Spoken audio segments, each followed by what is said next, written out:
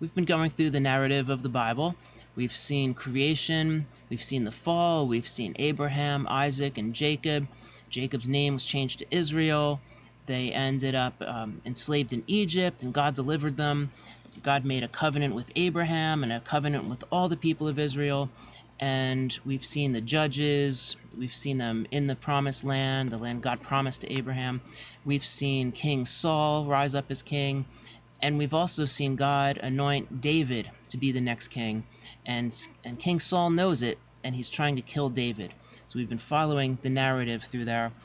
Well, David had the chance to end it by killing King Saul, and instead he cut off part of King Saul's garment when Saul wouldn't have known about it, and then confronted King Saul publicly right in front of Saul's soldiers and said, "Look, I could have killed you. Here's a piece of your garment. I could have put the knife into you instead." And Saul recognized, all right, David really is not a threat, and he just left. Well, now David and his men have moved on. They're in a place called Hakilah, which is in a wilderness called Ziph, a wilderness area. And Saul found out that he was there. So Saul brought his army to track David down and kill him. And Saul pretty much has David this time. Well, they camped out. David and David's men kind of found out where they were, reported back to David. David took a couple of guys with him and snuck up in the middle of the night. The Lord caused all of the men in Saul's army to fall into a deep sleep. And if you're a guard, especially the king's guard, and you're on duty and you fall asleep, you're executed. Well, all of them fell asleep, and David realized this. He brought a couple of his guys with him and went right up to where Saul and his bodyguards were, took a couple of weapons, took Saul's water cup, and left, and then started yelling to wake them all up. And they sat up and realized who it was yelling to them. And then David and his men showed them, "Look, these were yours. They were right by your head. We could have killed you with your own sword that we have. And, you should really find better bodyguards, King Saul, because we were able to do this. I could have killed you. I didn't. I'm not trying to kill you again. Please just leave us alone." And Saul, once again, said, "Oh, David, you are right. You are a more righteous person than I am. Forgive me. You really will be the king." And he leaves again with his soldiers. And if I'm one of his soldiers, by now I'm thinking, this guy's nuts. And I think they pretty much knew that already at this point. But how much more so now? David, at this point, a lot of time has gone by at this point.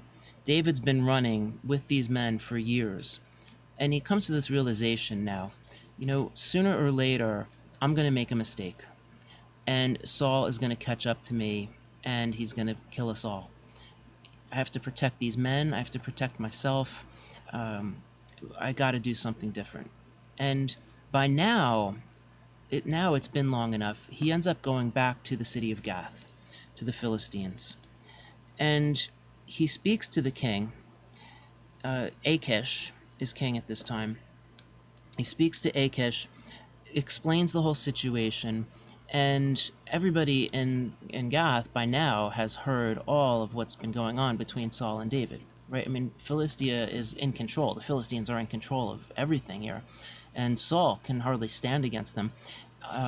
He has a few victories, but they're kind of rare, and the Philistines know what's going on. So they work out an arrangement, David and King Achish. They work out an arrangement. Achish gave David and his men the city of Ziklag. And basically what would happen here is they worked out this partnership. David and his men live in Ziklag. The king, Achish, will send David out for battles. And he would say, "Go attack this Israelite city." David would go up toward the city and make a left instead of a right and go attack some Canaanite city that Joshua and them were supposed to have destroyed a long time ago. He would make sure that he followed the Lord's instructions that he gave to Joshua to kill every living being, leave no trace of the culture. he's basically doing what Joshua and those guys were supposed to have done.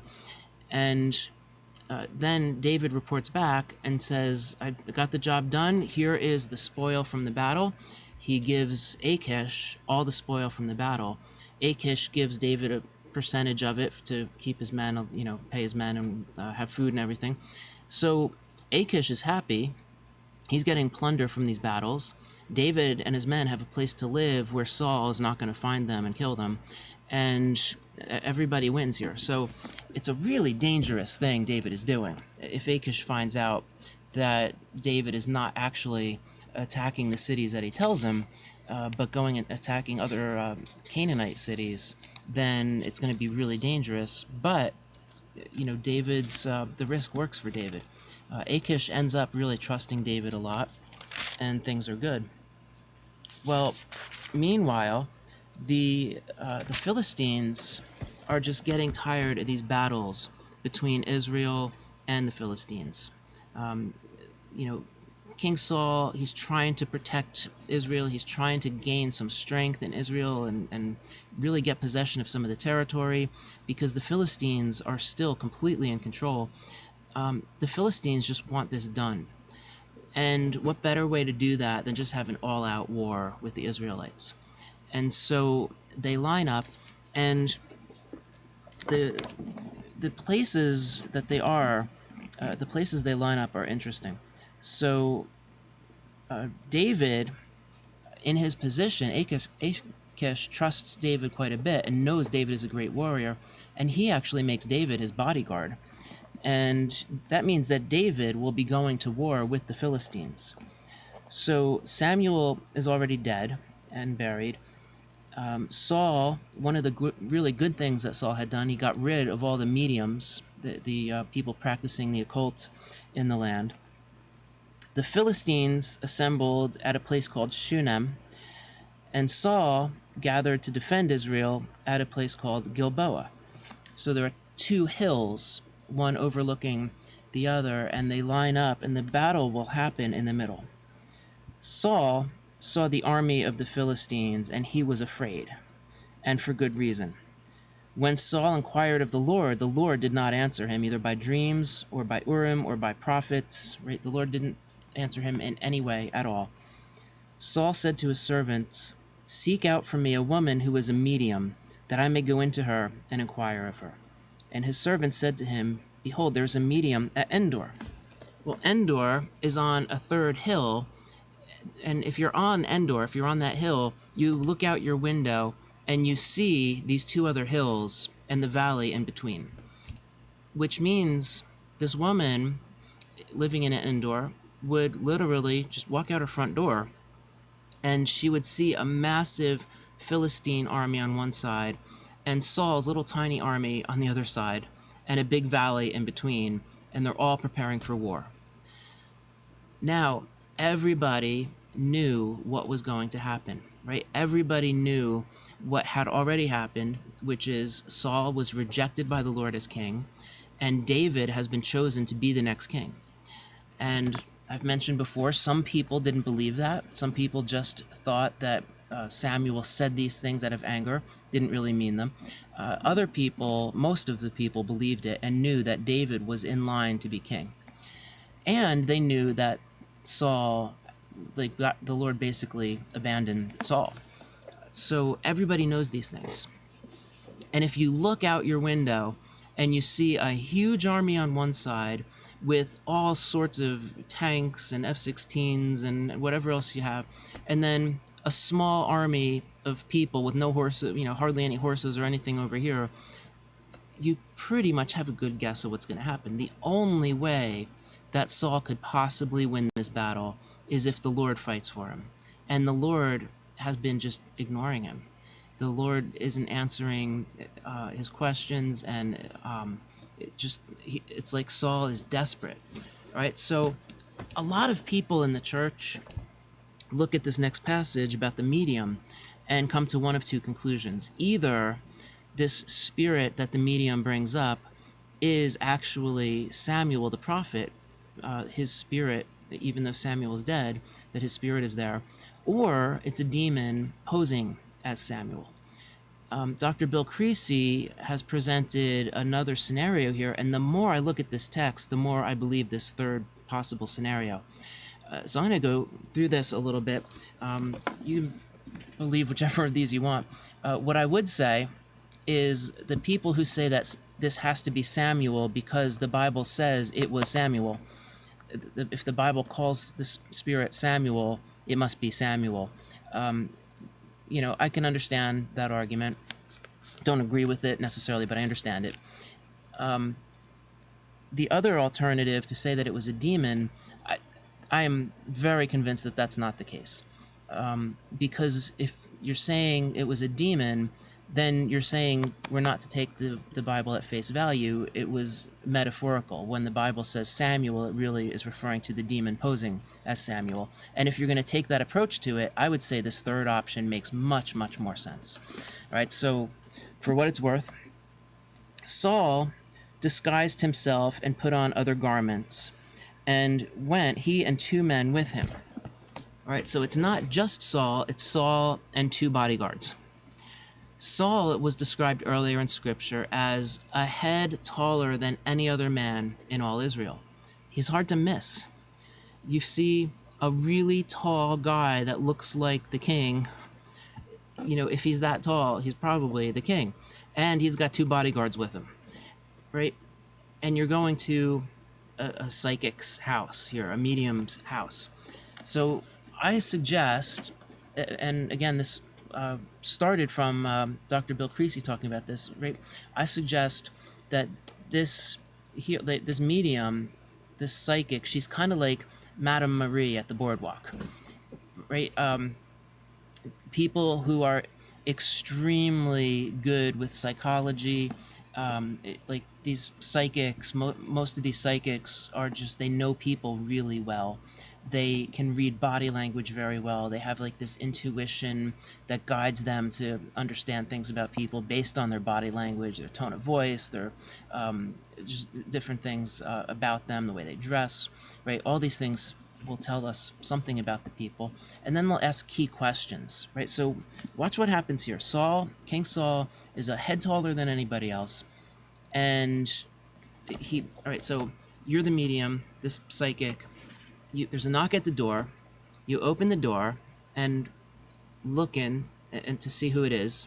And then you have to look up to actually look the person in the face. That's King Saul, right? He's dressed in normal clothes instead of royal garments.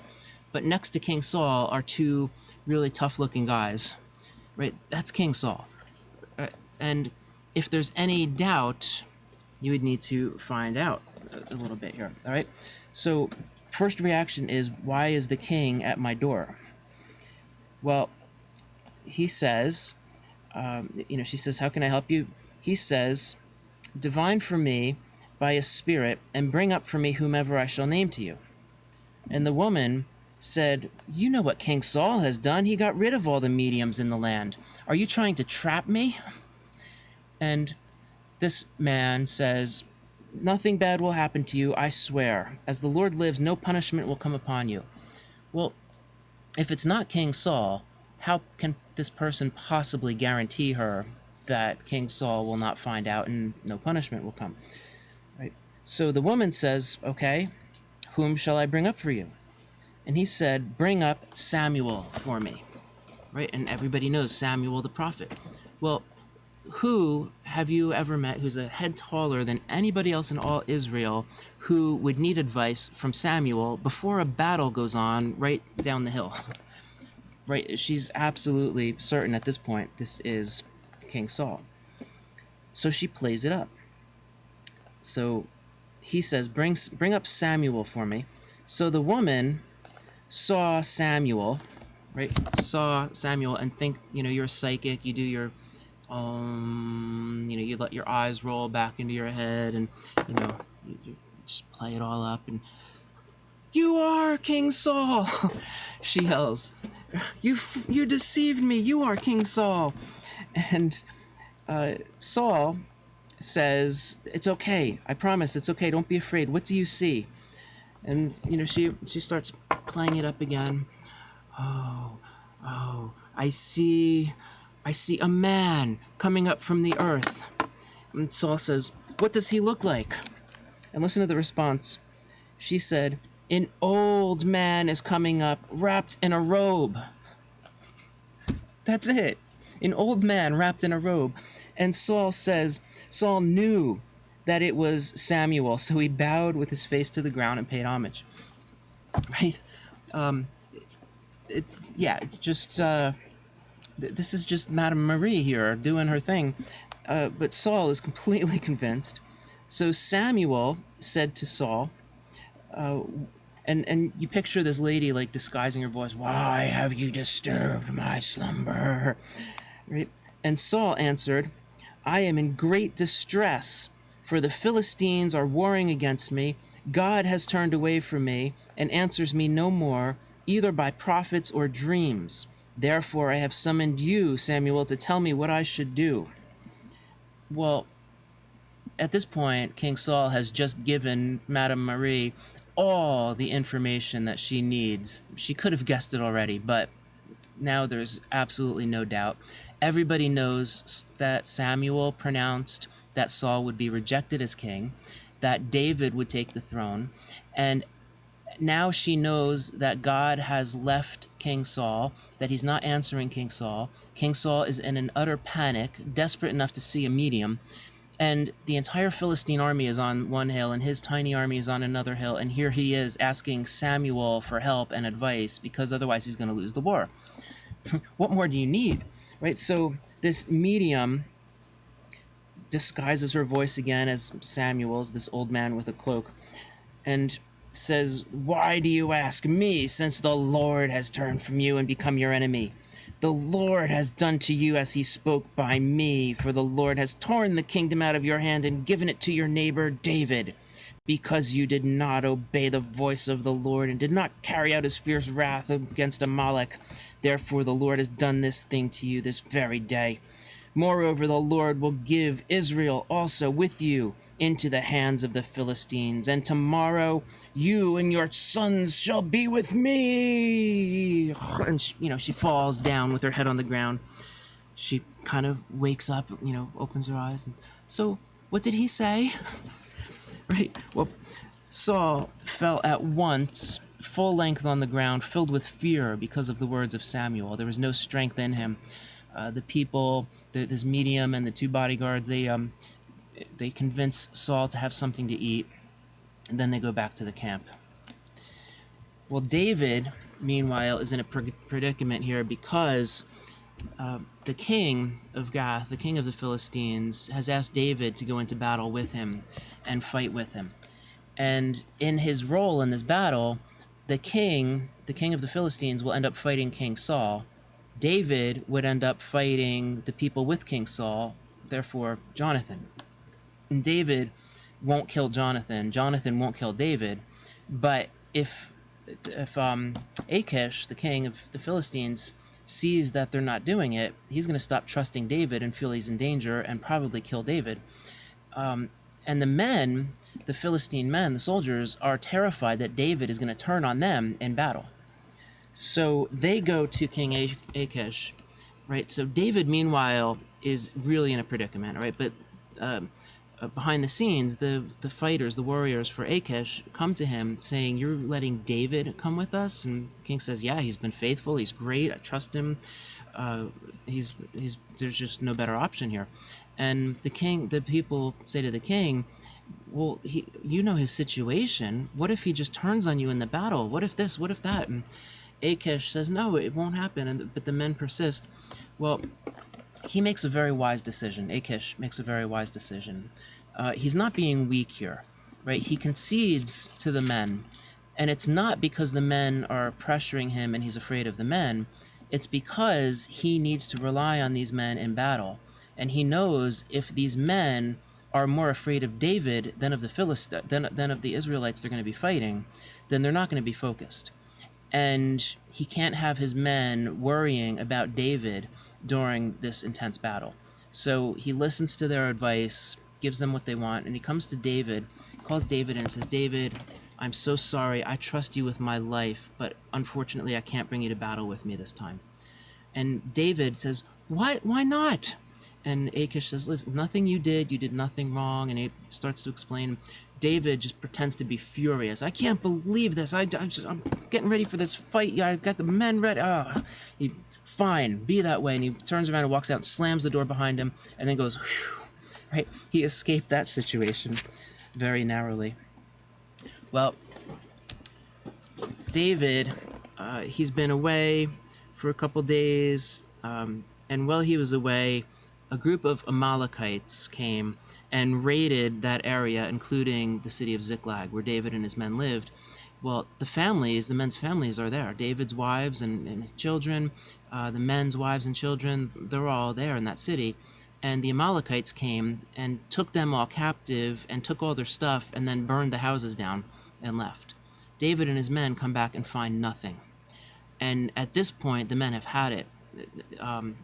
It hasn't been an easy time, and now they've just lost everything, and they're ready to stone David. So David asked the Lord, shall I go and pursue the Amalekites? Will you give them into my hand? The Lord says, yes, I will. So he gets the men together. They track down the Amalekites and have this massive victory. They slaughter a whole huge group of these Amalekites. A few of them run away from the battle and escape. But David and his men get all their families back, they get all their stuff back, and they plunder the Amalekites as well, and end up going back to the city. Well, finally, the battle comes. The Philistines and the Israelites engage in battle. Israel fled before the Philistines, just like everybody knew would happen. They fell slain on Mount Gilboa. The Philistines overtook Saul and his sons, and they struck down Jonathan and Abinadab and Malchishua, the sons of Saul. The battle pressed hard against Saul. The archers found him, and he was badly wounded. And he said to his armor-bearer, draw your sword and thrust it through me so that these uncircumcised don't come and mistreat me and kill me. His armor-bearer wouldn't do it, so Saul fell on his own sword, and then the armor-bearer fell on his own sword. And they both died there. The next day, the Philistines came to strip the slain. They found Saul and his 3 sons fallen on Mount Gilboa.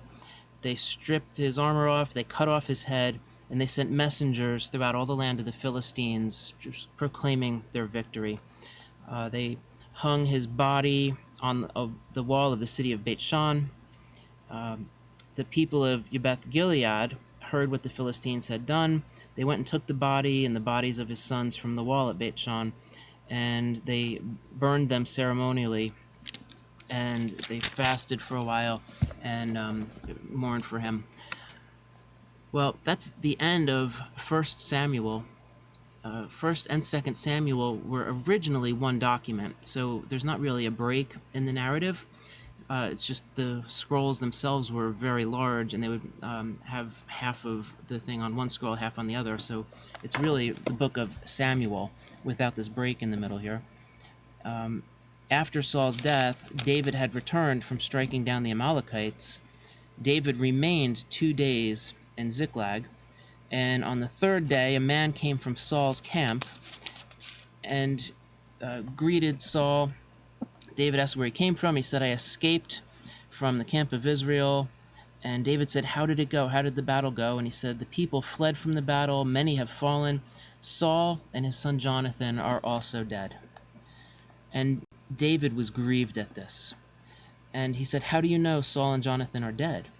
And this young man said, well, by chance, I happened upon Mount Gilboa, and there was Saul leaning on his spear, and chariots and horsemen were close upon him, and he looked and he saw me and he called to me, and I answered, here I am. And he said to me, who are you? And I answered, I'm an Amalekite. And Saul said to me, stand beside me and kill me, for anguish has seized me, and yet my life still lingers. So I stood beside him and killed him, because I was sure he could not live after he had fallen. I took the crown that was on his head and the armlet that was on his arm, and I have brought them here to my Lord, to you, David. Well, David tore his clothes in grief. They mourned and wept.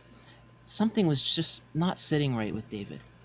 Now, we had just read a couple verses before this that Saul fell on his sword and died. And here, this young man was saying, well, he had fallen on his sword, but he wasn't dead. He asked me to kill him, so I did. And David's just saying, all right, something's just off here. And he's trusting his instincts, and he calls this young man again. And he said, tell me this again. Where did you come from? And he said, I am the son of a sojourner, an Amalekite. Well, it was David and his men who had the Amalekites take their wives and all their stuff and burn their city down. And then they took off with it. David had to track them down, and he slaughtered a whole big group of them, but some of them escaped. Apparently, including this one, who fled to the north. Instead of going back down to the southwest, where they came from, he fled to the north, saw the battle, and after the battle ended, went up and found his way to King Saul, and took the crown, brought it to David, thinking, if I bring the crown to David, everybody knows David will be the next king. I'm the one who's handing him the crown. He'll make me like second in command over the whole nation.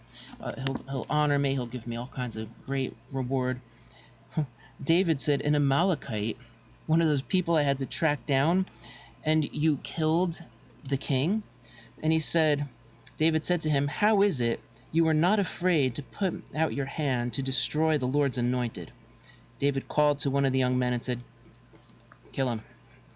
And he did.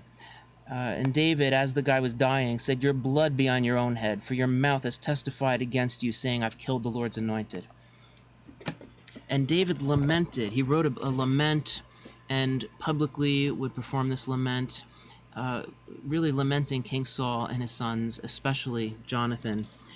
And here he made a lot of great political moves. And during this time, people keep trying to give him the throne. And he's just too smart to do that. He knows the political games. He knows that if he takes the throne, that a fair number of people will reject him as king, because there's got to be somebody else in Saul's line who would become king. And sure enough, there is. His name is Ishbosheth. So most of us will say Saul was the first king of Israel, David was the second. In reality, Ishbosheth was the second king of Israel. So David recognizes that, and he does ask the Lord, shall I go to Judah? Shall I go back up to Judah? Should I leave the Philistine land and go back home? And the Lord said, yes, go. And just got lost. The house of Judah followed David. The Lord said to David, go up to Hebron, the city of Hebron in Judah. And the people in Hebron made David king over Judah. So we have actually a divided nation. So Ishbosheth automatically becomes the next king of Israel. When David returns to Judah, the people in the city of Hebron declare David to be the king of the tribe of Judah. So we have a separate nation, Judah in the south, Israel in the north, and it stayed this way for 7.5 years. David was king of Judah. And it took 7.5 years, but David did become king in Israel. A lot of political maneuvering was going on. People were assassinating one another. At some point, there was a very small-scale civil war being played out between Israel and Judah. It was not a good time in the history of Israel or Judah. But by the end of all this, David made so many wise political decisions. Somebody assassinated Ishbosheth and tried to give David the throne. And David said, somebody killed Saul when he was already on his own spear dying, and I killed him. What makes you think I wouldn't kill you for this if you killed Ishbosheth? And he has the guy murdered, executed. Has a parade even for him. And David's just doing everything right. He's making clear, I'm not taking this kingdom by force. People keep trying to give me the kingdom. It's not me initiating this. I'm shutting this down. And finally, the people in the north, there are some other distant relatives, I guess, of King Saul, but the people in the north say, enough of this. David has been doing everything right. Saul's family hasn't. we want David to be our king too. And they invite David to be king over all of Israel, including Judah. So we finally then have a united Israel, north and south. The Philistines were extremely powerful, but David's been working for the Philistines, and he actually knows how this army works and thinks. And so David's in a really good position to start taking land back. And when King Saul took over, he started with, not too much territory that God had promised. And he kept losing the little bit that he had to the Philistines. By the time David dies, after his kingdom, David has taken back pretty much everything that Joshua was supposed to have taken way back when they first came into the land. And he even has control over some of the surrounding nations. So we're going to pick up here next time, and we'll look at some of the things that happened during David's reign as king.